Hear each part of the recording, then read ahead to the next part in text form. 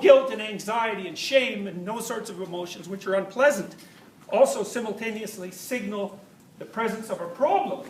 And so you can, and what, resentment, that's another good one. So you can, instead of having those emotions as enemies, you say, well, I just want that to go away. You can think, okay, there's my being, my embodied being is signaling to me that something is non-optimal here.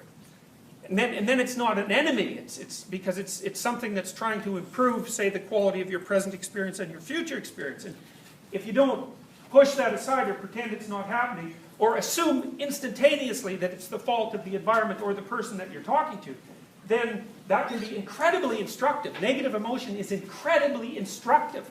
But you have to adjust your attitude so that you understand that it's signaling to you the presence of corrective information, if you could just figure out what that information is. And that can come from anyone, a person or a place or a thing or yourself. Or you don't need to make the distinctions. You know, and so if you're having an argument with your partner and it's not going very well, I mean, there's a tremendous tendency among people to try to win the argument with their partner. But you can't win an argument with your partner. Because then you win and they lose, and then you have a loser on your hands. And if you do that 100 times, maybe you're better at arguing than they are, for example. Or maybe they think more in an intuitive way, so they can't dance on their feet quite as fast as you. Or maybe the situation is reversed. If you win the bloody argument 100 times, you're not a winner. You're just someone who's beat up your partner 100 times. What you want to find out is, what the hell is it that they're talking about?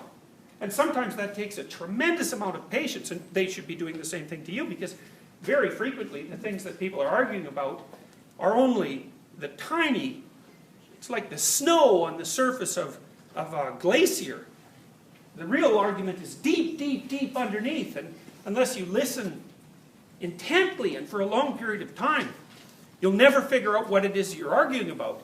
And then, if you win, the person won't be able to talk about it, and that problem will be there for the rest of your relationship, and maybe for the rest of your life. Like, unless you solve the problem, it's not going to go away.